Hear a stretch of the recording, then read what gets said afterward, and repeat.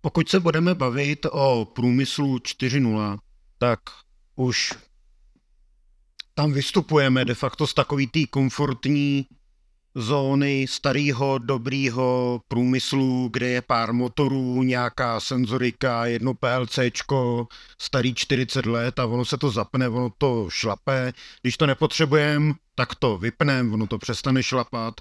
A víme, že se na to můžeme spolehnout a de facto jakoby není tam nic, co by nás mohlo po nocích znervozňovat. U průmyslu 4.0 se předpokládá napojení výrobních struktur, průmyslových výrobních struktur na nějaký nadřazený monitorovací, dohledový, analytický, ovládací, kontrolní a bůh ví jaký další struktury. Na všechno je nějaký dodavatel, na všechno máme úžasný produkt, jo? My de facto máme obrovský štěstí, že žijeme v naprosto dokonalé době.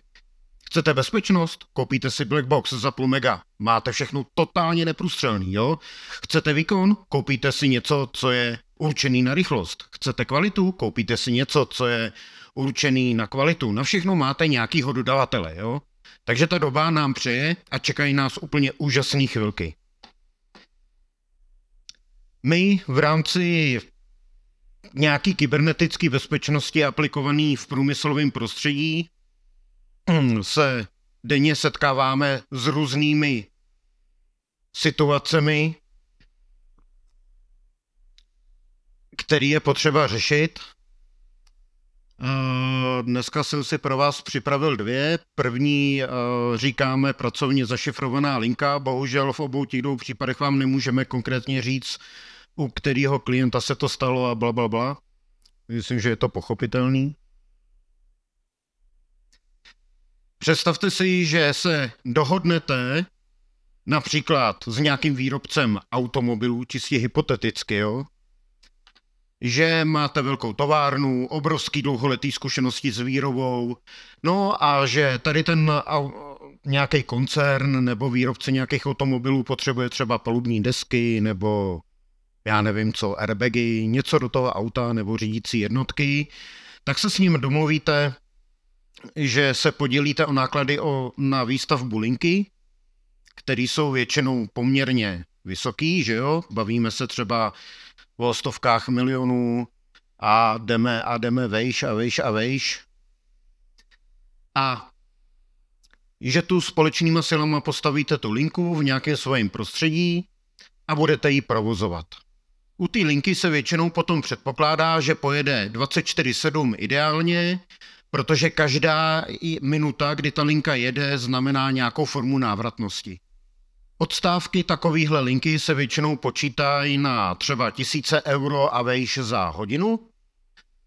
A to je vlastně jakoby něco, s čím pracujete, něco, o co bojujete, co se snažíte udržet. No a máte tu linku, ta linka má nějaký PLCčka, nějaký technologie a má věc, která se jmenuje, nebo říká se jí line controller. Je to počítač, který nějakým způsobem řídí ty linky, generuje data pro management a blablabla, spravuje receptury pro ty jednotlivé produkty. No a přichází doba Industry 4.0, takže potřebujeme to napojit na MESI. Takže se k tomu připojí ethernetový kabel a dotáhne někam do dalšího PCčka nebo do nějaké kanceláře. Potom potřebujeme tamhleto, koukat na nějaký provozní data, specifický support na nějaký technologie, tak to připojíme na další systémy. A jednoho dne se vám může právě stát to, co je tady na slajdu. Tady to je reálný případ, který se stal poměrně nedávno, vlastně na rozhraní roku 2023 a roku 2024. Je to zahraniční provoz, není to tady jakoby tuzemský. Vy máte takovouhle linku, která vám jakoby nějakým způsobem šlape. Jednoho dne se vám ukáže takováhle věc. na line kontroleru a vy končíte. A nekončíte jako na hodinu.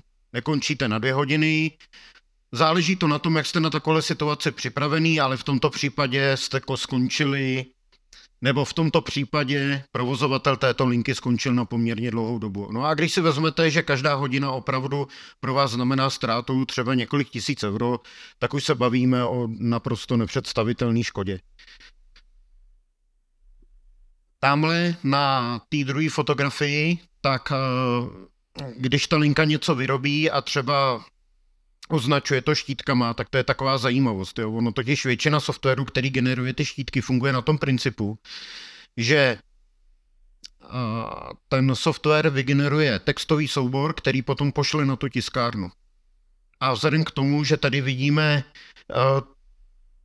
typickou známku zasažení ransomwarem, což znamená takovým tím ošklivým softwarem, jak nám šifruje na všechno, na co přijde, tak ten software, který řešil tu tiskárnu, tak vygeneroval ten textový soubor pro ten štítek a dřív, než si to ta tiskárna vzala a vytiskla, tak tady ten software zašifroval i tady ten soubor, který byl připravený temporary jako pro tu tiskárnu, což ta tiskárna následně vytiskla.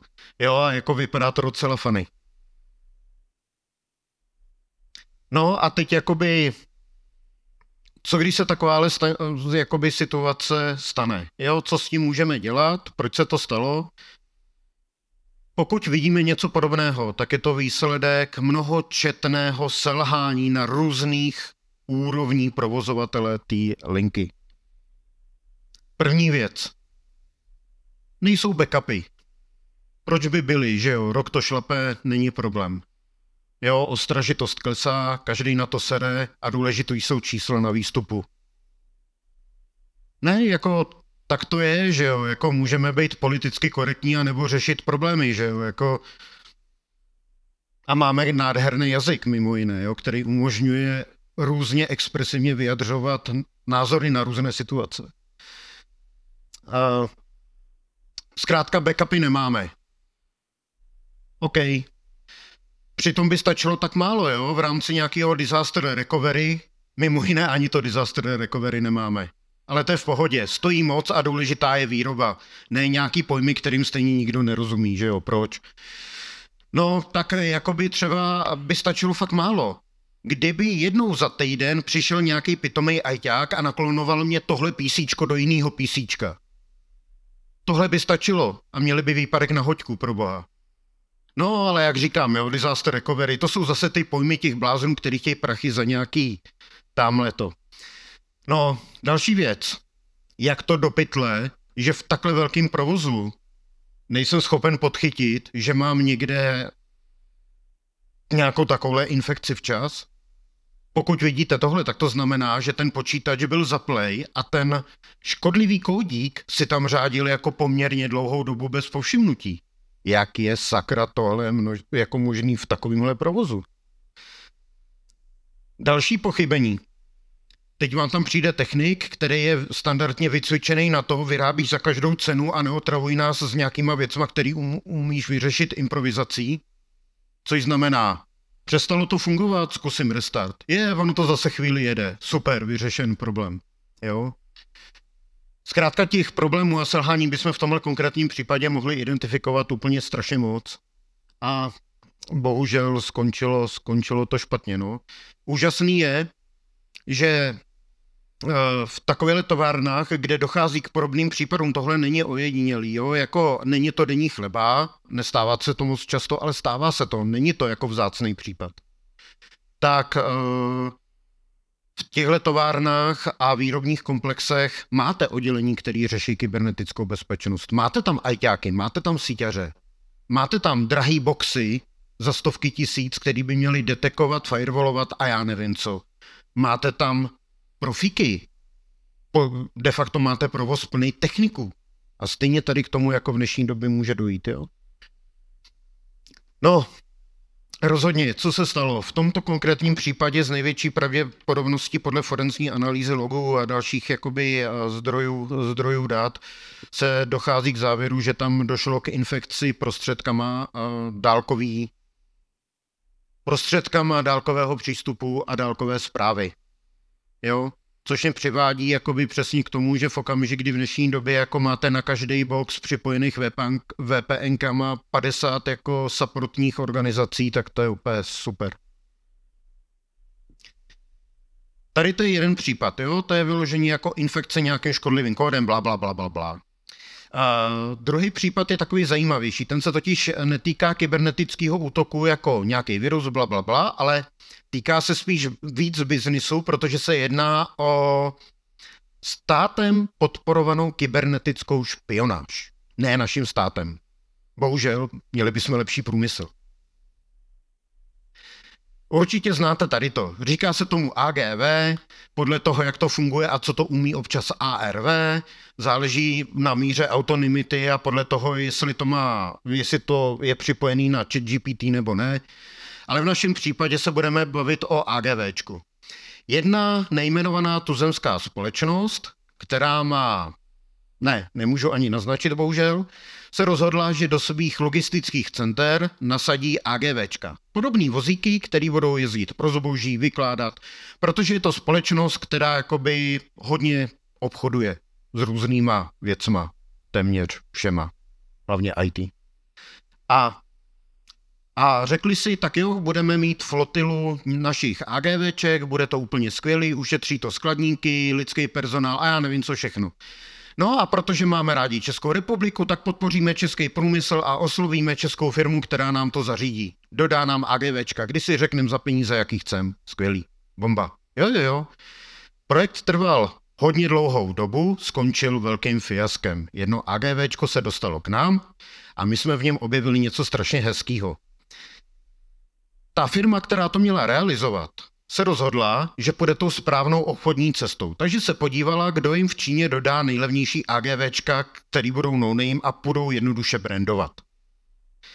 V Číně existuje pán, který se jmenuje Kasun a vyrábí hodně různých průmyslových věcí. Za super dostupný prachy. Tady ten pán poslal na zkoušku pár takovýchhle vozítek do České republiky a firma, která měla dělat integraci, tak to zbrandovala.